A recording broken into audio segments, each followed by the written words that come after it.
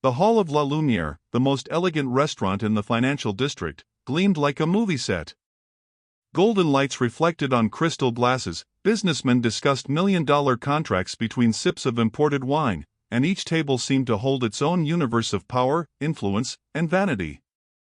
Walking through that world where every detail seemed to cost more than an entire month's salary was Leah Moretti, a focused young waitress with a simple yet impeccable uniform. The fabric was modest but clean, carefully adjusted, it seems reinforced by her own hands during late nights when she turned her small living room into an improvised atelier. Her steps were light, her posture respectful, her eyes always alert. Then the door opened, and the air changed. Ethan Vale entered as if stepping into his own empire.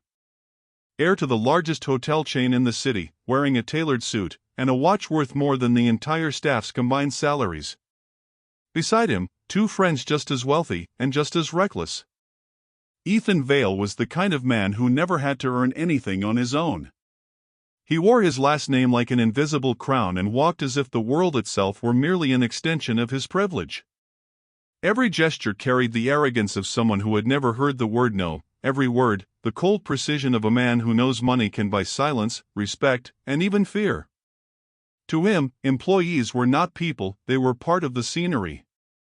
And humiliating someone like Leah didn't make him feel guilty, it entertained him.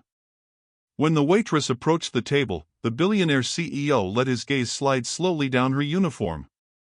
A look that didn't evaluate, it judged. He tilted his head and said, loud enough for everyone at the table to hear. Impressive, the restaurant is luxurious, but your uniform looks like it came from a flea market. His friends laughed without restraint. The waitress froze for a second.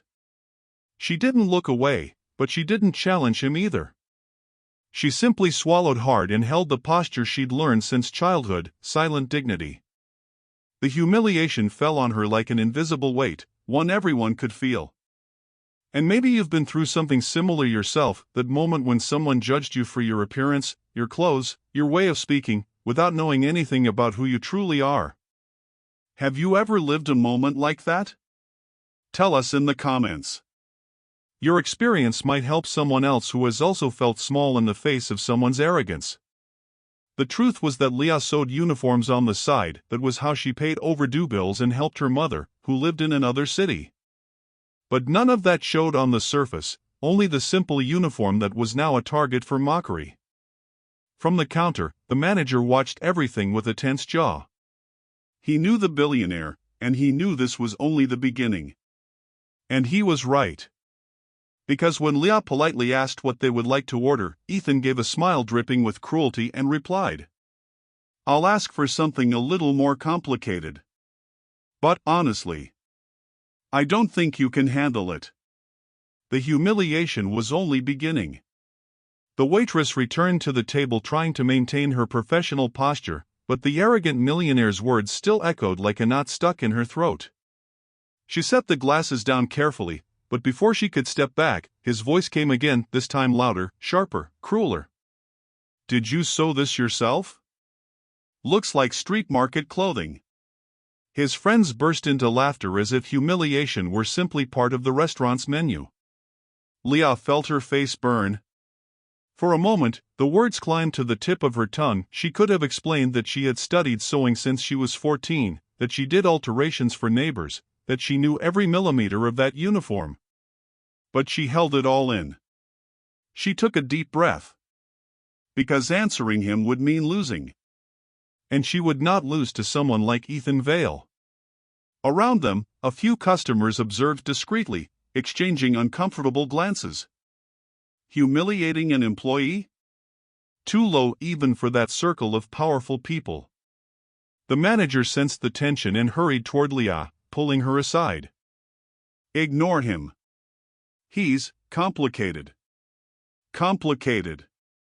The polite word used to describe someone who had never heard a no in his life. While Leah tried to compose herself, Ethan kept displaying his ego to his friends. "Our chain is known for its standards, aesthetics, elegance. We don't tolerate anything below perfection." The manager narrowed his eyes. Leah held her posture. The friends nodded, as if they were standing before royalty. Ethan continued. And these new uniforms, impeccable. Expensive. Some famous designer, I think. No one in our company works dressed poorly. Leah's stomach twisted. He spoke with pride about something he didn't even understand. The new uniforms, the ones the entire Vale Imperial network was wearing, had been designed by her, sewn with her personal touch. But Ethan would never know that, yet.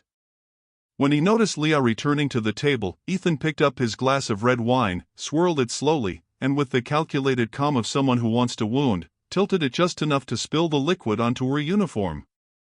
The wine slid down in a vivid red streak, like a signature of contempt.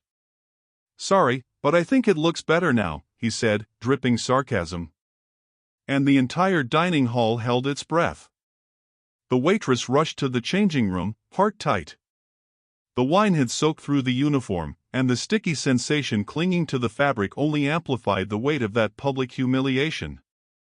She opened her locker quickly and grabbed her spare uniform, an even simpler model, the one she had sewn herself almost 2 years ago. The fabric was cheap but durable, the stitching firm but discreet. She took a deep breath, adjusted the collar carefully, and returned to the dining hall. As soon as she reappeared among the tables, Ethan was the first to notice.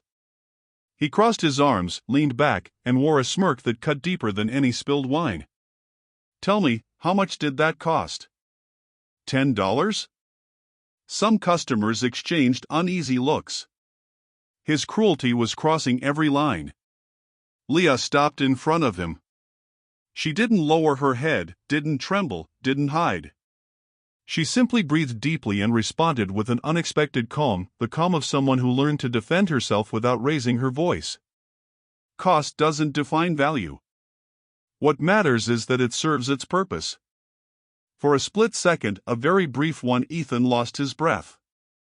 He didn't expect elegance. He didn't expect strength. He didn't expect, above all, to be answered with dignity. His smile faded, but only for an instant. Near the table, an elderly businessman, dark linen suit, steady gaze, an aura of natural respect, lifted his eyes from the menu. He observed Leah with more attention than anyone else there. There was something in the way she carried herself, something in the line of the collar, in the way the fabric fell over her shoulders. Something familiar. As the service continued, Leah worked with the same excellence as always. That irritated Ethan. Every professional gesture she made was like a silent reminder that he had not managed to break her. "Interesting," murmured the elderly businessman, analyzing the fabric as Leah poured water. "This stitching, this pattern, it seems familiar." Leah paused for a moment, surprised. The comment sounded innocent, but it carried a seed that would soon change the entire night. The old man's gaze lingered on her with a curious glimmer, almost recognizing something that Leah had no idea was about to come to light. And for the first time that night, fate finally began to turn in her favor. The elderly businessman watched Leah for a few more moments, thoughtful, until he finally raised his hand and beckoned her with a gentle gesture. "Young lady, may I speak with you for a moment?" His voice wasn't authoritative, but it carried a natural weight of respect. Leah nodded and guided him discreetly toward the service hallway, far from the sharp ears that had already delighted themselves with the previous humiliations. There, between the soft steam drifting from the kitchen and the quiet shelter of the corridor, the old man turned to her with a curious, almost intrigued expression. "Tell me something." He lightly touched the fabric of her spare uniform. "Did you design this?" Leah froze. 1 second, 2, until she finally answered in a timid, low voice. "Yes, sir. I sewed it myself." His reaction was immediate, a slow, sincere smile, the kind that brightens the face of someone who truly understands the value of good craftsmanship. "This is the exact model my team uses at the hotel." He chuckled, genuinely impressed. "And it's the most complimented piece of all. Comfortable, elegant, practical. You have real talent, young lady." Leah widened her eyes, still not fully believing what she was hearing. But, how? I only work as a freelance seamstress for a small company. They outsource everything. The old man crossed his arms, satisfied for finally solving the mystery. Well, that company is precisely the one hired to produce the uniforms for Vale Imperial hotels. The floor seemed to vanish beneath Leah's feet. The uniform Ethan had mocked as cheap, ridiculous, something from a street market, was the official uniform of his own family's hotel chain. And the design was hers. The old man took a deep breath, adjusted his blazer, and said, "I believe we have something to clear up." He walked back into the dining hall with firm steps, and Leah followed him, nervous. When they reached Ethan's table, he raised his voice, not aggressively, but with enough authority for everyone around to hear. "Young man, you should thank this lady." A heavy pause filled the room. "She is the one who modernized your chain's uniforms. Impeccable work." The restaurant fell silent. A thick, uncomfortable, almost tangible silence. Ethan froze. His friends stopped laughing instantly. Customers turned their heads. The manager let out a relieved breath. And all Ethan managed to stammer, his face draining of color, was, "You designed this?" The mask of arrogance was beginning to crack. For a moment, the entire hall seemed suspended. The air heavy, every eye fixed, the tension almost physical. Ethan searched for words, but none came. Leah, however, remained serene, the same silent dignity she had carried all night. She took a slow breath and answered him, without anger, without superiority, just truth. "I only wanted the staff to feel comfortable and professional. It was simple. It was elegant. It was devastating." Ethan swallowed hard, his face still flushed with embarrassment. He tried to speak. I just. The words tripped over themselves, collided, vanished. For the first time that night, he looked small.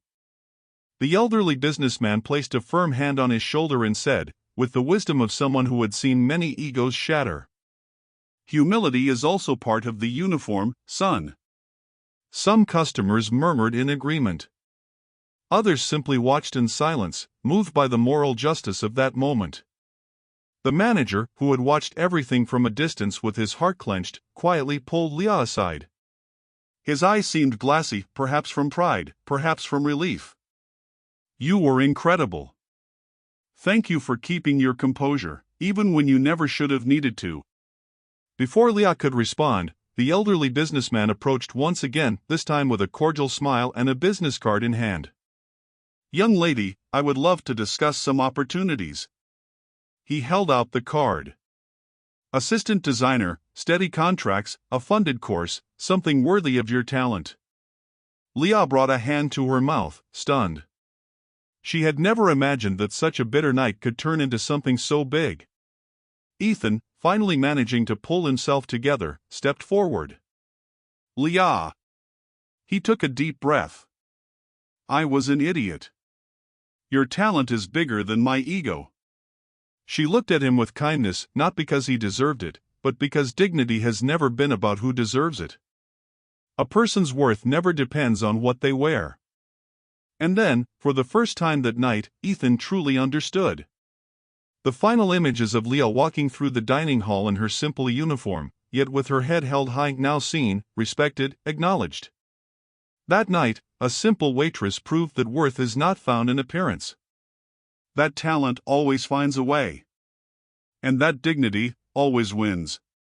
If this story touched you, leave your like and subscribe to the channel. Here, each narrative is a reminder that respect is worth more than any uniform.